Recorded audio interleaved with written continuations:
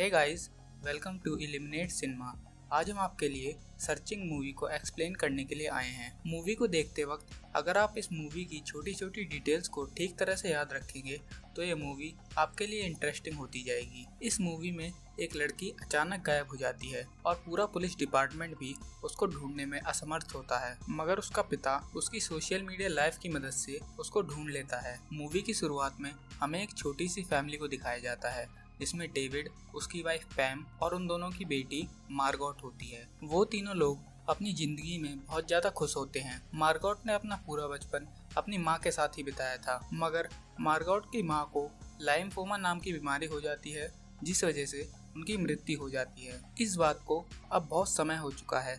Margot भी अब बड़ी हो चुकी है। अब दिखाया जाता है कि डेविड अपनी बेटी मार्गोट से वीडियो कॉल करता है, जिसमें मार्गोट डेविड को बताती है कि वो पूरी रात अपने स्टडी ग्रुप के साथ ही रहेगी और अगले दिन सुबह वहीं से स्कूल निकल जाएगी। डेविड का एक भाई भी है जिसका नाम पीटर है और डेविड मार्गोट से कॉल करने के बाद उससे बात करता है। अब आगे हमें उसी रात का सीन दिखाया जाता है जिसमें डेविड के पास मार्गोट के बहुत सारे कॉल्स और वीडियो कॉल्स आते हैं, मगर डेविड उस समय सो रहा था, इस वजह से वो उन कॉल्स को रिसीव नहीं कर पाता। अगली सुबह उठकर डेविड मार्गोट को कॉल करता है, मगर वो कॉल्स रिसीव नहीं होते तो डेविड सोचता है कि शायद मार्गोट स्कूल में होगी। इस वजह से वो उसको वॉइस मेल छोड़ देता है। अब दोपहर के 3:30 बज चुके हैं, मगर ना मार्गोट का अब तक कोई कॉल और ना कोई मैसेज आया है। अब डेविड दोबारा मार्गोट को वॉइस मेल भेजता है जिसमें कहता है कि तुमने अपना लैपटॉप यहीं पर छोड़ दिया, और तभी उसे याद आता है कि आज फ्राइडे है और फ्राइडे के दिन मार्गोट की पियानो क्लासेस चलती हैं। इस वजह से डेविड मार्गोट की पियानो टीचर को कॉल करता है और वहां से उसे पता चलता है कि मार्गोट ने 6 महीने पहले ही पियानो क्लास को छोड़ दिया है। यह बात सुनकर डेविड शॉक हो जाता है, क्योंकि पिछले कुछ महीनों से मार्गोट डेविड से पियानो क्लास की फीस के नाम पर पैसे लिया करती थी। इस वजह से डेविड अब मार्गोट के स्कूल में कॉल करता है और वहां से उसे पता चलता है कि मार्गोट आज स्कूल गई नहीं थी। अब डेविड इन सब बातों को अपने भाई पीटर को बताता है और पीटर डेविड को समझाता है कि शायद मार्गोट अपने दोस्तों के साथ बाहर घूमने चली गई होगी। तुम उसके दोस्तों को कांटेक्ट करो, शायद उनके पास से तुम्हें कुछ जानकारी मिल सके। मार्गोट के दोस्तों की जानकारी लेने के लिए डेविड मार्गोट का इंस्टा, फेसबुक और ट्विटर अकाउंट भी चेक करता है, मगर वो तीनों प्राइवेट होते हैं। इस वजह से डेविड को वहां से कोई जानकारी नहीं मिल पाती। डेविड के पास अपनी बेटी मार्गोट के दोस्तों के बारे में ज्यादा जानकारी नहीं थी। इस वजह से डेविड अपनी वाइफ पैम के यूजर अकाउंट से उसके दोस्तों की जानकारी लेता है। डेविड को पैम के यूजर अकाउंट से मार्गोट के दोस्त आइजैक का नंबर मिलता है और डेविड जब उस नंबर पर कॉल करता है तो आइजैक की मॉम कॉल उठाती हैं। वो बताती हैं कि डेविड और उसके दोस्त पहाड़ों पर कैंपिंग करने के लिए गए हैं और वहां पर नेटवर्क सही से नहीं आते, और शायद मार्गोट भी आइजैक के साथ ही गई है, और कहती हैं कि जैसे ही उनके पास आइजैक का कॉल आएगा वो उससे आपसे बात करने के लिए कहेंगी। थोड़ी देर बाद डेविड के पास आइजैक का कॉल आता है और वो बताता है कि मार्गोट उनके साथ आई ही नहीं। अब मार्गोट के बारे में कोई इन्फॉर्मेशन नहीं होती। इस वजह से डेविड मार्गोट की मिसिंग होने की रिपोर्ट पुलिस में दर्ज करा देता है और पुलिस उस केस के लिए रोजमेरी नाम की डिटेक्टिव को हायर कर देती है। डेविड डिटेक्टिव रोजमेरी को गूगल पर सर्च करता है ताकि उसे इस बात का भरोसा हो कि उसकी बेटी का केस एक सही हाथों में गया है। पुलिस डेविड से मार्गोट के दोस्तों के बारे में और जानकारी चाहती थी। इस वजह से डेविड मार्गोट का लैपटॉप, जो कि वहीं पर छूट गया था, उसे यूज करता है। अब डेविड मार्गोट के फेसबुक अकाउंट को खोलकर उसके सारे दोस्तों के बारे में पता करता है और सबको एक एक करके कॉल करता है और उनसे मार्गोट की इंफॉर्मेशन इकट्ठी करता है और उनसे मिली सारी इंफॉर्मेशन को एक टेबुलर फॉर्म के डाटाबेस में लिखने लगता है। अब डेविड मार्गोट की उस फ्रेंड को कॉल करता है जिसके घर मार्गोट उस रात एक्स्ट्रा क्लासेस के लिए गई थी, और वहां से उसे पता चलता है कि मार्गोट टम्बलर बहुत ज्यादा यूज करती थी। टम्बलर एक सोशल मीडिया प्लेटफॉर्म है जहां पर लोग अपनी फोटो शेयर करते हैं। टम्बलर पर मार्गोट की बहुत सी फोटो होती हैं, मगर डेविड को उन फोटोज से कोई इन्फॉर्मेशन नहीं मिल पाती। और तभी डेविड के पास डिटेक्टिव रोजमेरी का कॉल आता है और वो डेविड को एक सीसीटीवी की फुटेज दिखाती हैं जिसमें रात के समय मार्गोट अपनी कार से 152 ईस्ट हाईवे की तरफ चली गई थी, जो कि शहर से बाहर जाने का रास्ता है। इस वजह से डेविड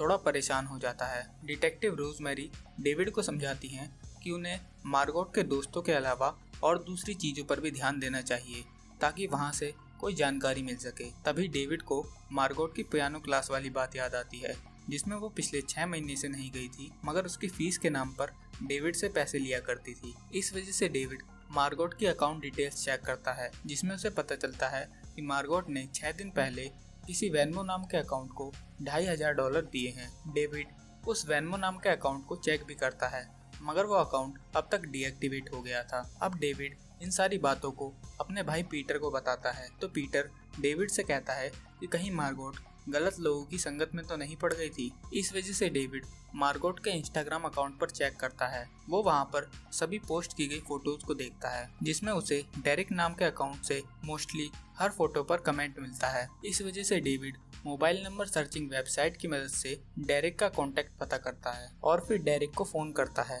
मगर डेरिक को मार्गोट के बारे में कुछ पता नहीं होता। अब थोड़ी देर बाद डेविड के पास डिटेक्टिव रोजमेरी का कॉल आता है। वो डेविड को बताती है कि उन्हें मार्गोट की कॉन्टैक्ट लिस्ट में से एक नकली आईडी बनाने वाले का नंबर मिला, और जब उन्होंने उस आदमी से पूछताछ की तो उन्हें उसके पास मार्गोट की एक नकली आईडी मिली, और बैंक से उन्हें पता चला कि वेनमो नाम का अकाउंट मार्गोट ने ही बनवाया था और मार्गोट ने अपने आप को ही $2500 पे किए थे। शायद मार्गोट मनी लॉन्ड्रिंग के काम में घुस गई थी और अब वो अपनी कार से इस शहर को छोड़कर चली गई है। मगर डेविड डिटेक्टिव रोजमेरी की किसी भी बात पर भरोसा नहीं करता और डिटेक्टिव रोजमेरी का कॉल काट देता है। अब डेविड मार्गोट की सर्च हिस्ट्री में से मोस्ट सर्च आइटम्स को खोलता है और वहाँ पर उसे यूकास्ट नाम की वेबसाइट का पता चलता है। ये वेबसाइट लाइव स्ट्रीमिंग के काम आती है। उस वेबसाइट पर मार्गोट मोस्टली लाइव स्ट्रीम्स किया करती थी और वहाँ से डेविड को मार्गोट की कुछ पुरानी सेव्ड लाइव स्ट्रीम मिलती हैं। उसकी लाइव स्ट्रीम देखने पर डेविड को वहाँ से एक फिश एंड चिप्स नाम का अकाउंट दिखता है, जो मार्गोट से मैसेज करके बात किया करता था। मार्गोट उससे अपनी सारी बातें शेयर करती थी और वो अकाउंट भी मार्गोट को बताया करता था कि उसे इतनी छोटी उम्र में बहुत ज्यादा काम करना पड़ता है क्योंकि उसकी माँ बीमार है और उसके पिता उसका साथ नहीं देते। उस फिश एंड चिप्स नाम के अकाउंट को डिटेक्टिव रोजमेरी सर्च करती हैं और उनको पता चलता है कि वो अकाउंट असली है और उस अकाउंट का मार्गोट के खोने से कोई संबंध नहीं है। अब डेविड बहुत ज्यादा थक चुका होता है और वो मार्गोट के लैपटॉप को शट डाउन करने वाला होता है। तभी उसे एक लेक की वीडियो दिखाई देती है और उस वीडियो में मार्गोट बताती है कि यही वो जगह है जहाँ पर उसे बहुत शांति मिलती है। उस लेक का नाम बरबोसा होता है। जब डेविड और ज्यादा सर्च करता है तो उसे पता चलता है कि मार्गोट ने उस लेक के साथ टम्बलर पर भी बहुत सारी फोटोज डाली होती हैं, और जब डेविड गूगल मैप पर उस बरबोसा लेक की लोकेशन को डालता है तो उसे पता चलता है कि बरबोसा लेक उसी रास्ते के बीच में आती है जिस हाईवे पर मार्गोट रात के समय अपनी कार को लेकर चली गई थी, और शायद मार्गोट रात के समय बरबोसा लेक पर ही गई होगी। और डेविड उसी समय अपनी कार से उस लेक पर पहुंच जाता है और वहां से वो डिटेक्टिव रोजमेरी को कॉल करता है और बताता है कि उसे अपनी बेटी का कीचेन वहीं पर मिला है, और जैसा कि तुम कह रही थी कि मेरी बेटी भाग गई है, वैसा कुछ भी नहीं है। अब कुछ ही देर में वहाँ पर पुलिस भी जमा हो जाती है और वो सब लोग बरबोसा लेक के अंदर से मार्गोट की कार को निकालते हैं, मगर मार्गोट उस कार में नहीं होती और अब मार्गोट का सर्च ऑपरेशन शुरू हो जाता है। मगर अगले ही दिन बहुत ज्यादा भारी बारिश होती है, इस वजह से वो सर्च ऑपरेशन थोड़ा धीमा पड़ जाता है। अब डेविड मार्गोट से रिलेटेड फोटोज और वीडियोस को इंटरनेट पर देखने लगता है और वहाँ पर उसे कार के अंदर की एक फोटो दिखती है जिसमें उसे एक हुडी दिखती है और उस हुडी में फिंस हॉकी नाम का लोगो होता है और उस लोगो के नाम के कपड़े मोस्टली उसका भाई पीटर पहना करता था। इस वजह से डेविड अपने भाई पीटर और अपनी बेटी मार्गोट के फेसबुक चैट्स को पढ़ता है, जहाँ पर उसे दिखता है कि वो चैट्स थोड़ी क्रीपी थी और उन चैट्स को देखकर डेविड को ऐसा लगता है कि पीटर ने मार्गोट को फिजिकली अब्यूज किया हो। अब डेविड पीटर के घर पर पूछताछ के लिए जाता है। वहाँ पर वो कैमरास को भी इंस्टॉल कर देता है ताकि उसके पास सबूत रहे, और फिर डेविड मार्गोट और उसके भाई पीटर से उनके बीच की हुई चैट के बारे में पूछता है और इस बात पर उन दोनों के बीच हाथापाई हो जाती है। तब पीटर डेविड को बताता है कि मार्गोट उसके पास ड्रग्स लेने के लिए आया करती थी और वो दोनों एक दूसरे से अपनी बात शेयर किया करते थे। और तभी डेविड के पास डिटेक्टिव रोजमेरी का कॉल आता है और वो कहती है कि उन्हें मार्गोट मिल गई, मगर मार्गोट इस दुनिया में नहीं है। इस बात को सुनकर डेविड पूरी तरह से टूट जाता है और अब हमें न्यूज में दिखाया जाता है कि 5 दिन की खोज के बाद मार्गोट का पता चल गया। उसका कत्ल एक रैंडी कार्टॉफ नाम के आदमी ने किया है। रैंडी कार्टॉफ अपने कन्फेशन वीडियो में बताता है कि उसने मार्गोट को छोटे छोटे टुकड़ों में काटकर एक सूटकेस में भर के बाहर फेंक दिया और अब यह बात ऑफिशियली डिक्लेयर हो जाती है कि मार्गोट अब मर चुकी है। मगर डेविड को अब भी इस बात पर भरोसा नहीं होता क्योंकि पुलिस को अब तक वो सूटकेस नहीं मिला था जिसमें मार्गोट की बॉडी थी। मगर सारी परिस्थितियाँ अब यही कह रही थी कि मार्गोट अब मर चुकी है। अब डेविड मेमोरियल 1 वेबसाइट, जिस पर लोग अपनी फोटोज और वीडियो डालकर अपनी यादों को संजोते थे, वहां पर मार्गोट की फोटोज और वीडियो डालता है जिसमें मार्गोट की बचपन से बड़े होने तक की बहुत सारी यादें थीं। अपलोड करने के बाद जैसे हर वेबसाइट थैंक यू मैसेज देती है, वैसे उस वेबसाइट ने भी थैंक यू मैसेज दिया और उस मैसेज में एक लड़की की फोटो होती है। वो फोटो फिश एंड चिप्स नाम के अकाउंट वाली लड़की की फोटो से बिल्कुल मैच करती थी। ये वही अकाउंट है जो मार्गोट से बात किया करता था जब मार्गोट यूकास्ट पर लाइव स्ट्रीम किया करती थी। अब डेविड को शक होता है, इस वजह से डेविड उस फोटो को गूगल पर सर्च करता है। वहाँ पर उसे उस लड़की के बहुत सारे फोटोज मिलते हैं और अब डेविड उस लड़की का नाम और उसका फोन नंबर पता कर लेता है और उस लड़की से पूछता है कि तुम्हारा एक फिश एंड चिप्स नाम का अकाउंट है जिससे तुम यूकास्ट पर बात किया करती थी। मगर वो लड़की इस बात से मना कर देती है कि उसने आज तक इस नाम का कोई अकाउंट नहीं बनाया। डेविड समझ जाता है कि कोई बहुत बड़ी बात छुपी हुई है। इस बात को बताने के लिए डेविड डिटेक्टिव रोजमेरी को कॉल करता है, मगर उसका कॉल बिजी आता है।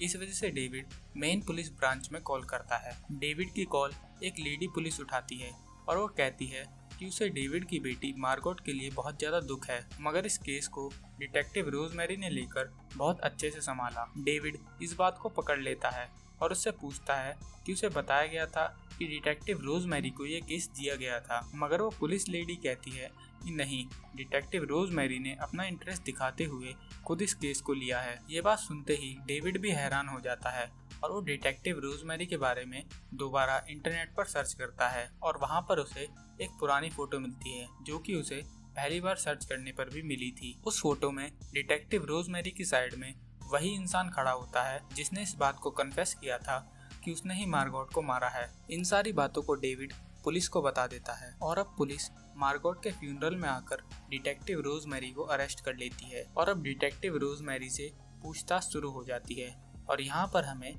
सारी कहानी पता चलती है कि फिश एंड चिप्स नाम का अकाउंट डिटेक्टिव रोजमेरी के बेटे का था। वो मार्गोट के स्कूल में ही पढ़ता था और उसने मार्गोट से बातें करने के लिए इस फेक अकाउंट को बनाया था। इस फेक अकाउंट की मदद से उन दोनों के बीच लगभग 6 महीने तक बात चली और जब मार्गोट को फिश एंड चिप्स की मॉम के बारे में पता चला कि वो बहुत ज़्यादा बीमार है, तो मार्गोट ने उसको $2,500 सेंड कर दिए थे ताकि वो अपनी मॉम का इलाज करवा सके। और जब मार्गोट पैसे सेंड कर देती है तो डिटेक्टिव रोजमेरी के बेटे को यह रियलाइज होता है कि अब बात बहुत आगे बढ़ चुकी है, उसे इन पैसों को नहीं लेना चाहिए था। इस वजह से वो मार्गोट से बरबोसा लेक पर मिलने का डिसाइड करता है। वहाँ जाकर वो देखता है कि मार्गोट ड्रग्स ले रही थी और जब मार्गोट को इस बात का पता चलता है कि फिश एंड चिप्स नाम का अकाउंट एक फेक अकाउंट है, तो वो उसे नशे की हालत में ही मारने लगती है और जवाबी कार्रवाई में डिटेक्टिव रोजमेरी का बेटा मार्गोट को धक्का दे देता है और वो पहाड़ से नीचे गिर जाती है और इसके बाद वो अपनी मॉम को कॉल करके बताता है